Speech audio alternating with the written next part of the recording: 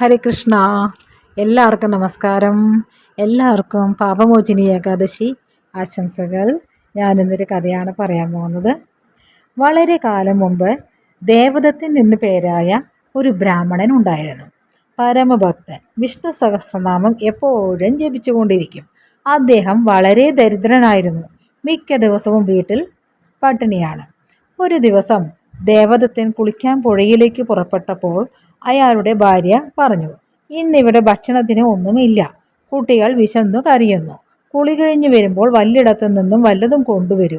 കുട്ടികൾക്കെങ്കിലും ഇത്തിരി കൊടുക്കാമല്ലോ. ഭാര്യ ഇത് പറയുന്ന സമയത്ത് സഹസ്രനാമത്തിൽ വാജസന എന്ന നാമമായിരുന്നു അയാൾ ജപിച്ചിരുന്നത്.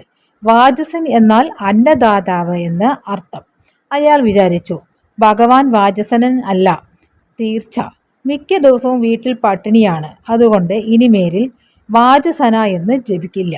ഭഗവാൻ തൻ്റെ ഉത്തരവാദിത്വത്തിൽ നിന്ന് പിന്മാറിയിരിക്കുന്നു. ഉടനെ വീട്ടിനുള്ളിൽ പോയി സഹസ്രനാമ പുസ്തകമെടുത്ത് അതിൽ വാജസന എന്ന നാമം കരിക്കട്ട കൊണ്ട് മാറ്റിക്കളഞ്ഞു. അയാൾ ഉറക്കെ പറഞ്ഞു, ഇനി മുതൽ വാജസന എന്ന് ജപിക്കില്ല. 999 നാമം മാത്രമേ ജപിക്കൂ. ഇതും പറഞ്ഞ് ആ സാധു ബ്രാഹ്മണൻ ഗംഗയിലേക്ക് കുളിക്കാൻ പോയി. ഈ സമയത്ത് വൈകുണ്ഠത്തിൽ മഹാവിഷ്ണുവും ലക്ഷ്മി ദേവിയും ഒന്നിച്ചിരുന്നു വർത്തമാനം പറഞ്ഞുകൊണ്ടിരിക്കുകയായിരുന്നു.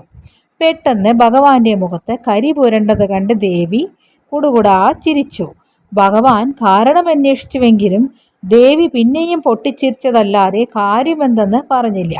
പിന്നെയും ഭഗവാൻ നിർബന്ധിച്ചപ്പോൾ ദേവി പറഞ്ഞു, അങ്ങേക്ക് കറുപ്പ് പോരാ എന്ന് വിചാരിച്ച് അങ്ങയുടെ ഭക്തന്മാർ ആരെങ്കിലും ആയിരിക്കും കുറേ കരി കൂടി വാരി മുഖത്ത്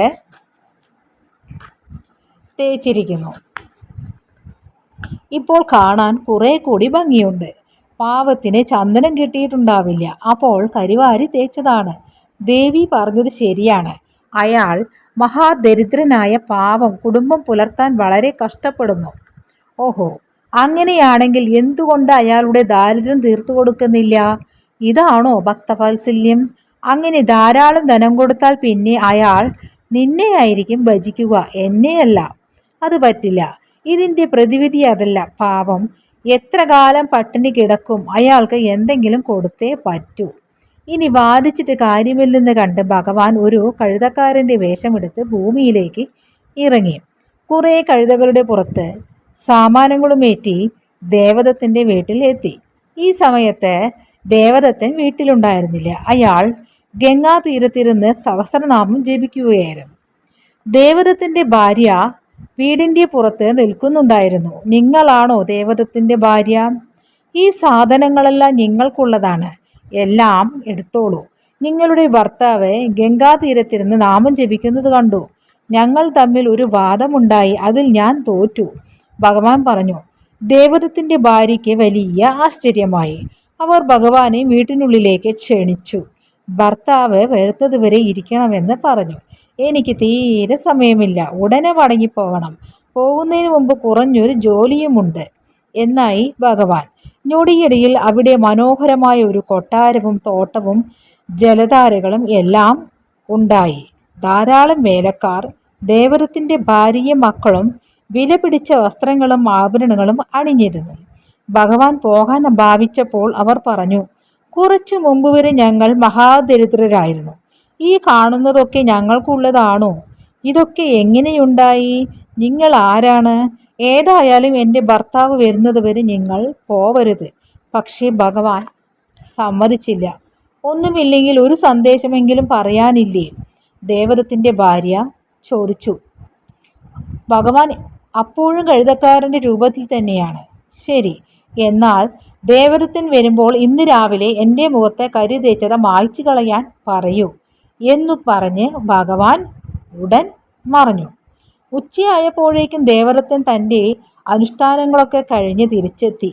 പടിക്കലെത്തിയപ്പോൾ വലിയ ഒരു കൊട്ടാരം, മനോഹരമായ പൂന്തോട്ടം, ജലധാരകൾ, വേലക്കാർ മുതലായതൊക്കെ കണ്ട് ആശ്ചര്യസ്തബ്ധനായി. വഴിതെറ്റി വന്നതാണോ എന്ന് സംശയിച്ചു. മടങ്ങിപ്പോവാൻ തുടങ്ങുമ്പോഴേക്കും ഭാര്യ സർവാംഗഭൂഷിതയായി ഓടി വന്ന് ദേവദത്തനെ അകത്തേക്ക് കൂട്ടിക്കൊണ്ടുപോയി. അയാൾക്ക് പരിഭ്രമമോ ആശ്ചര്യമോ എന്തൊക്കെയോ തോന്നി. അയാൾ കണ്ണു തുടച്ച് പിന്നെയും പിന്നെയും നോക്കി. താൻ സ്വപ്നം കാണുകയാണോ? ഭാര്യ അയാളെ കൊണ്ടുപോയി നല്ല നല്ല സ്വാദുള്ള ഭക്ഷണ പദാർത്ഥങ്ങളൊക്കെ വിളമ്പിക്കൊടുത്തു. പിന്നീട് കാലു തിരുമ്മി കൊടുക്കാൻ തുടങ്ങി. അവിടെ നടന്നതൊക്കെ പറഞ്ഞു. ഒടുവിൽ ഭഗവാന്റെ സന്ദേശവും പറഞ്ഞു. എനിക്കൊന്നും മനസ്സിലായില്ല, നിങ്ങൾക്ക് വല്ലതും മനസ്സിലായോ?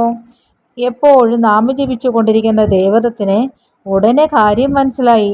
ഭഗവാൻ കഴുതക്കാരൻ്റെ രൂപത്തിൽ തൻ്റെ ചെറ്റക്കുടലിലേക്ക് വന്നു.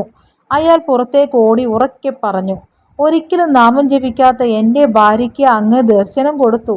നാരായണ നാരായണ. ഉച്ചത്തിൽ ജപിച്ചുകൊണ്ട് അയാൾ ഓടി ഒരു കാട്ടിനുള്ളിലെത്തി. കാലു കുഴിയുന്നു, വല്ലാത്ത ക്ഷീണം. ഒരിടത്ത് കുറച്ച് ഇരുന്നു. ഉടനെ ഒരു പ്രകാശം അവിടെ പരന്നു. മഹാവിഷ്ണു പ്രത്യക്ഷനായി ദേവദത്തിന് ദർശനം കൊടുത്തു. പുഞ്ചിരിച്ചുകൊണ്ട് ഭഗവാൻ ദേവദത്തിനെ നോക്കി. ദേവദത്തൻ കണ്ണു ചിമ്മി തലതിരിച്ചു. ഭഗവാന് മനസ്സിലായി കാര്യം എന്തെന്ന്. നിന്റെ കോപത്തിൻ്റെ കാരണം എനിക്ക് മനസ്സിലായി. അവൾ നിന്റെ ഭാര്യയല്ലേ? നിന്റെ പുണ്യം കുറച്ച് അവൾക്കും കിട്ടില്ലേ? അതുകൊണ്ട് അവൾക്ക് ഞാൻ കഴുതക്കാരൻ്റെ രൂപത്തിലാണ് ദർശനം കൊടുത്തിരിക്കുന്നത്. ദേവദത്തൻ ഭഗവാന്റെ കാൽക്കൽ വീണ് നമസ്കരിച്ചു. ഭക്തി പാരവശ്യം കൊണ്ട് കണ്ണുനീർ ധാരധാരയായി ഒഴുകാൻ തുടങ്ങി. ഭഗവാനെ, എന്നെ കൈവടിയരുതേ, എന്നെ വിട്ടു പോകരുതേ, ഇനി ഭഗവാന്റെ മായയിൽ എന്നെ മുക്കരുതേ. അയാൾ വിക്കി പ്രാർത്ഥിച്ചു. ഭഗവാൻ ദേവദത്തിൻ്റെ ശിരസിൽ കൈവച്ച് അനുഗ്രഹിച്ചു. നീ ഇപ്പോൾ കണ്ട് എൻ്റെ രൂപം എപ്പോഴും മനസ്സിൽ കണ്ടുകൊണ്ട് ജീവിക്കൂ. വീട്ടിൽ പോയി സുഖമായി കുടുംബം ഒന്നിച്ച് താമസിക്കൂ. എപ്പോഴും എൻ്റെ രൂപത്തെ ധ്യാനിച്ച് എല്ലാ പ്രവൃത്തികളും എന്നിൽ അർപ്പിക്കൂ. എൻ്റെ മായ നിന്നെ ഇനിമേൽ തീണ്ടില്ല. ഇത്രയും പറഞ്ഞ് ഭഗവാൻ മറഞ്ഞു. ദേവദത്തൻ വീട്ടിലേക്കും മടങ്ങി. വന്നുചേർന്ന സമ്പത്തിൽ ഒട്ടും തന്നെ ഭ്രമിക്കാതെ ഭഗവാന്റെ നാമം ജപിച്ച് കാലം കഴിച്ചു. ഹരേ കൃഷ്ണ.